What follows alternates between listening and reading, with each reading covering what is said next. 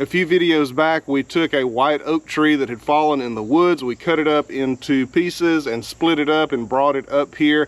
And between that tree and a red oak tree and a little bit of hickory, we ended up getting almost 2 cords of firewood. Now, I'm gonna need this firewood in about 4.5 months here, and obviously that's not really quite enough time to really get this wood seasoned down properly. However, I didn't have the luxury of time this year. So let's check out the moisture content in this firewood, and let's hope that it's lower than what it probably is. When I put this firewood up, I measured it, and I seem to remember it being somewhere around 43%. So our metric is going to be anything lower than that. I'm shooting for around 35. That may be hopeful. Let's see.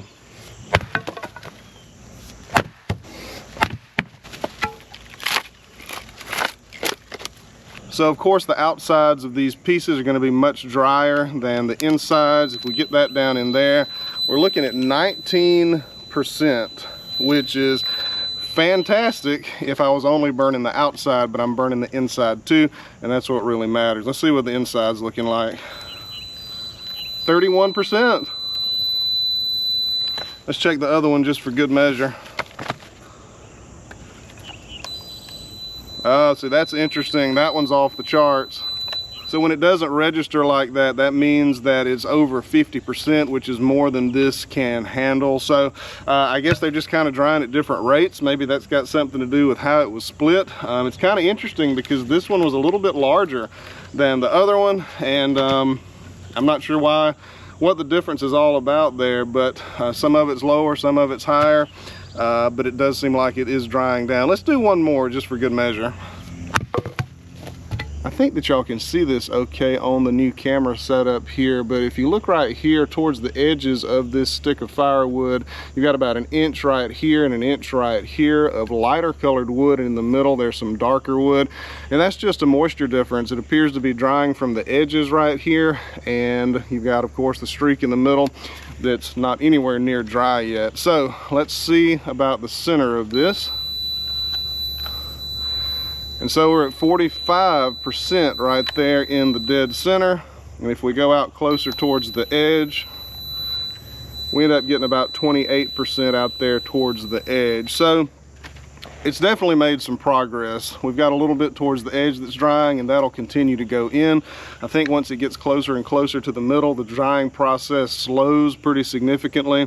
But anyway, hopefully we can get to 20% here in about 4.5 months. We've got a lot of hot weather ahead of us. This shed is covered, gets lots of good airflow. Yeah, we'll just hope for the best on this one. We'll revisit that in about a month and see how it's doing. For now, let's see if we can get a couple of these big red oak logs on the sawmill and see what's inside.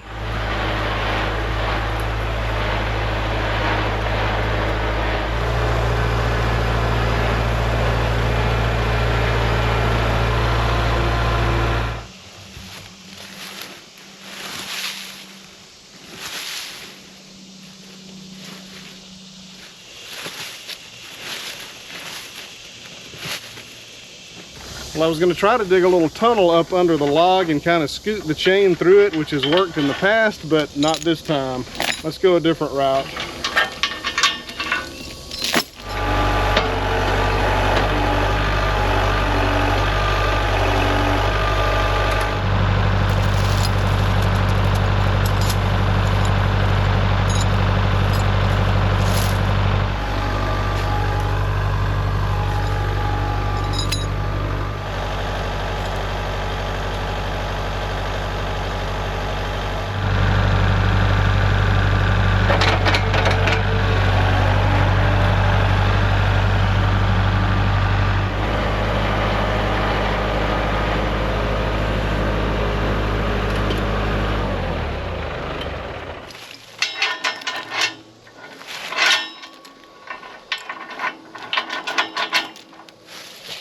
A little bit too loose there.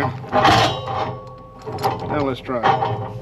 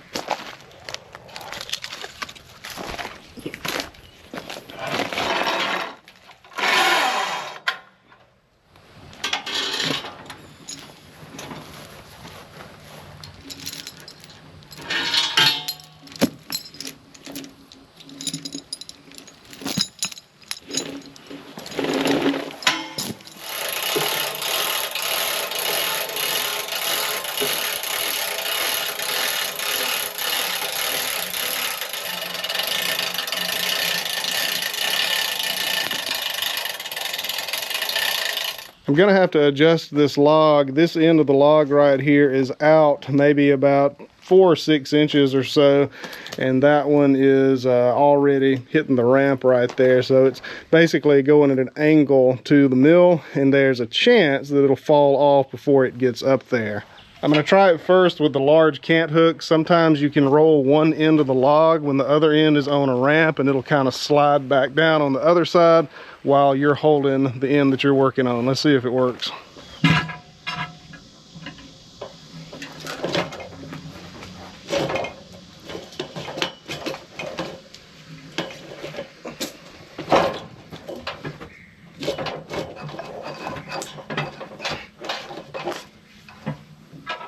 And that did work pretty good. Not perfectly, it's still a little bit off, but not nearly as bad as it was, and I don't think we'll have any trouble getting it up there now.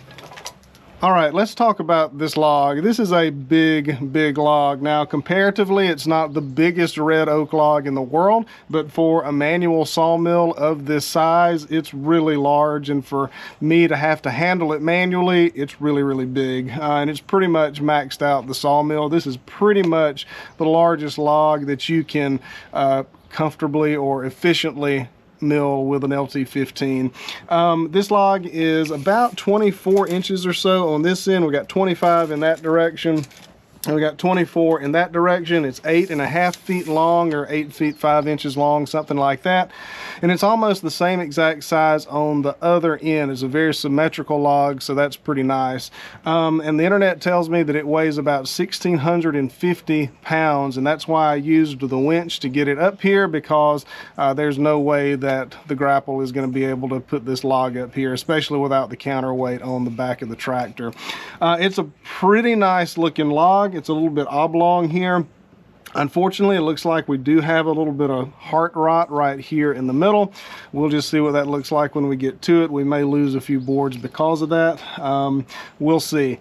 So on this one, I'm just going to flat saw it. I'm going to make a square cant and then get probably 1-inch boards out of it. On the last one, and I'll put a link to that video, we quarter sawed it, and that was the largest section of this tree, and it was not any fun at all. It was very labor intensive, and the yield was very poor because there was a lot of rot, and it's just not very efficient trying to quarter saw with this setup. But anyhow, let's go ahead and start on this log and see what we get.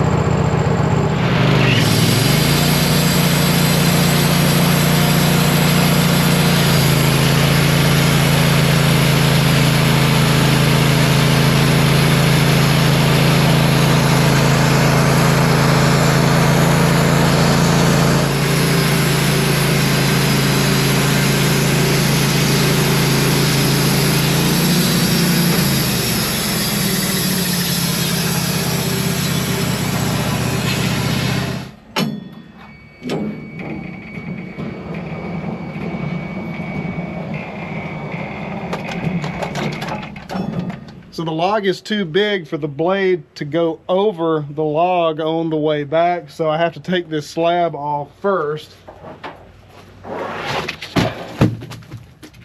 And now I'll be able to bring it back.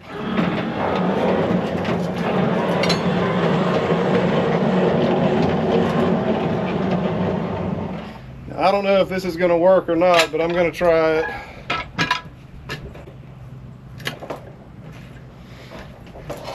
Oh, okay.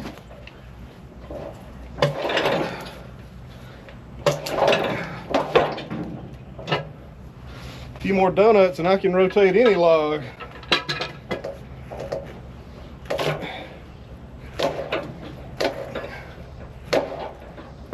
Ah, perfect.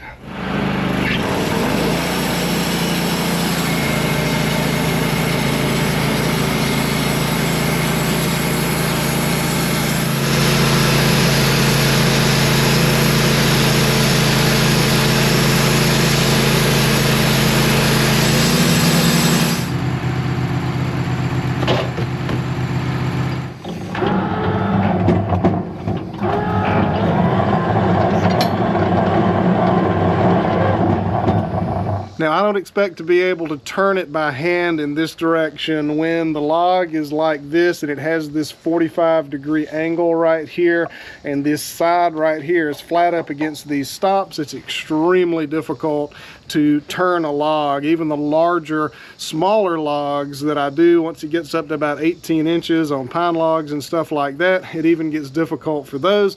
So I don't expect to be able to do this one, but I will give it a shot.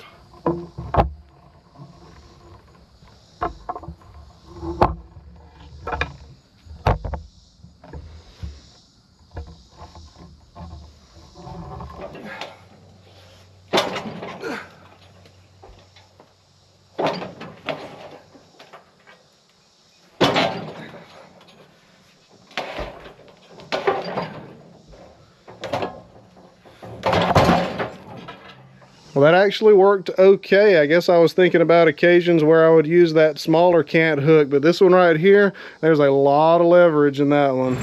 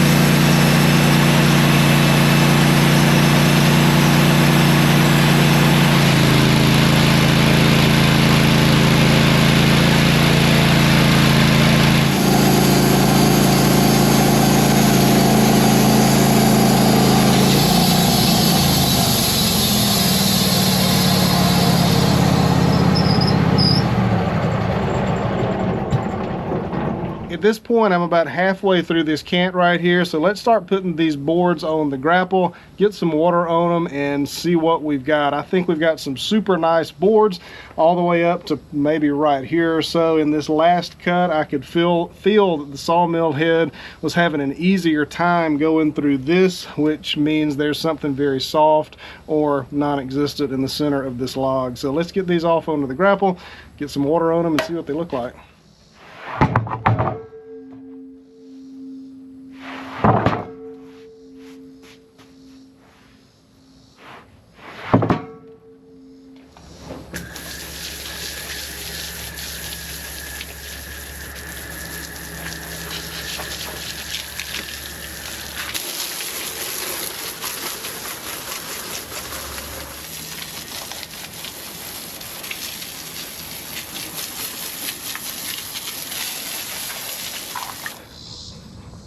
Well, I will say these are looking pretty good. You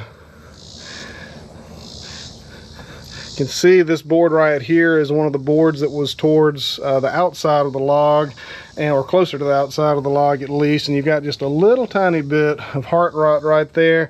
As we get closer to the middle, we get more and more. I think what I'll do is move that board over here, and we'll wet down the next board so we can get an idea of what a board without heart rot looks like.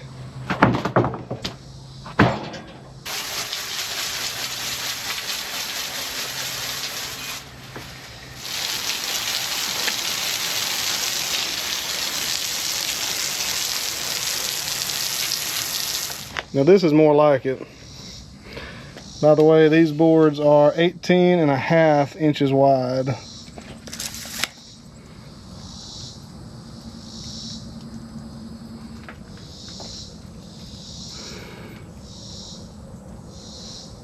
At this point, I'm going to go ahead and knock out the rest of this log off camera. It's getting a little bit later in the day, and my goal was to get 2 of these logs done today. So yeah, I'm going to finish this one up off camera, and I'll meet you when we go get the other log.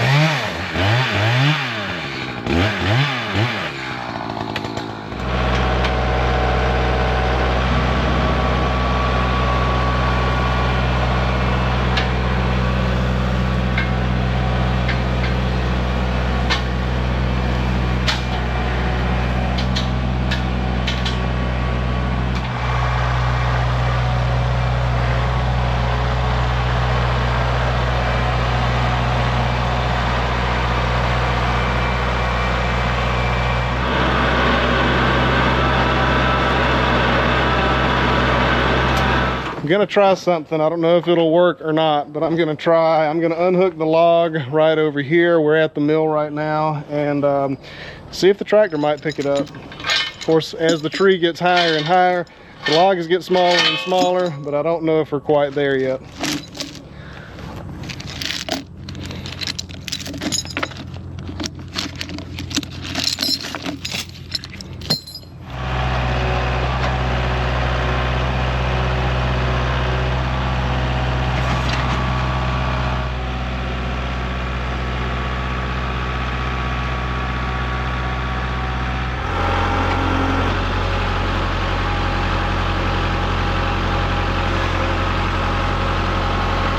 So the answer to that, yes and no. It could do it, but I should not do it. It's extremely unstable. Maybe if I had the counterweight on the back on that box blade, it would probably do it, but that was a recipe for disaster, and I was close to disaster a couple times. Let's do it the safe way.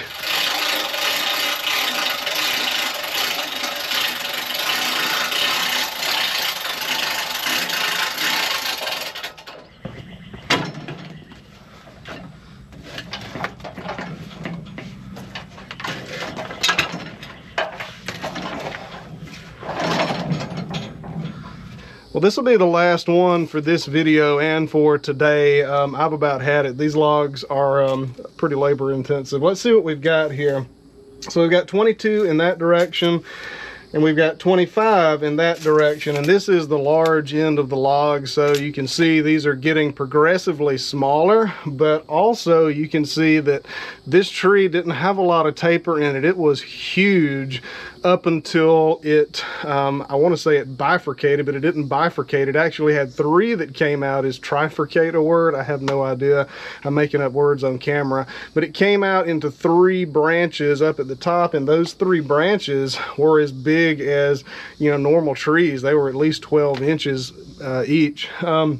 Just a massive tree, and there's at least one more section left, maybe even 2 sections like this left. It's just keeps on going, but it's 8.5 feet long, same as the other one. And yeah, still a little bit of heart rot going on, that is really a shame, but that's all. I can't do much about that. Let's get it cut up. I'll see y'all at the other end of this.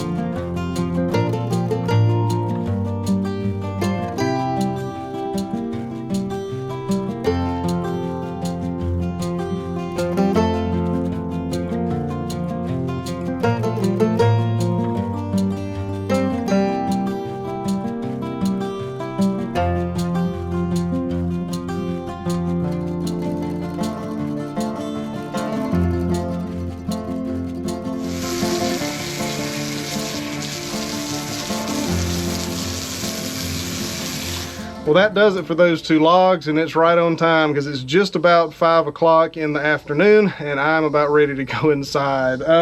So those 2 logs yielded about 25 boards.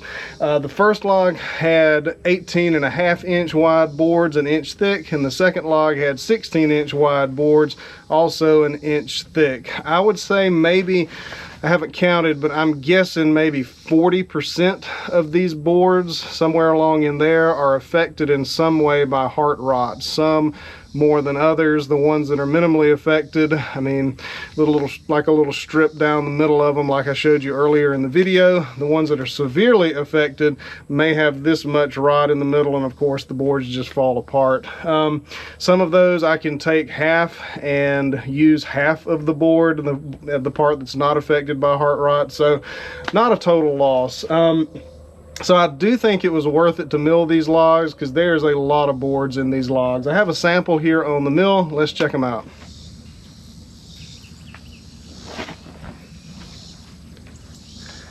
Now, in the last red oak sawing video, I mentioned that even if you flat saw boards like we were doing just now, you still end up with some quarter sawn figure in some of the boards toward the middle, because naturally at some point those growth rings are going to be up on edge, and you get some of this ray fleck right here. So I hope y'all can see that. Really nice figure on this board. This was one that was affected by heart rot, but you still see we still have a nice wide board there. This one, to a lesser extent, we've got some tiger striping going on there. That one was also affected by heart rot, but still very usable. These boards, of course, I'm going to stack them up and sticker them with something in the middle of them so that they'll dry out well.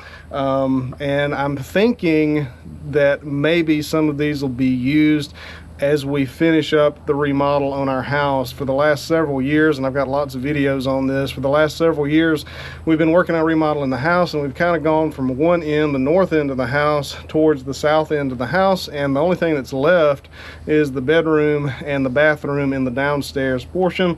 So these might just make it in there, we'll see. As far as the offcuts go, some of those will be used to make stickers for these other boards, but also I might cut some of those up and use them for firewood this winter in the shop, or maybe for the fire pit, because we like to do fire pits sometimes in the winter. But those would be really good firewood for something like that. I could just stack them outside somewhere in the full sun and they would probably dry out pretty well. But anyhow, guys, that's going to do it for this video. I really appreciate y'all watching, and I will see y'all on the next one.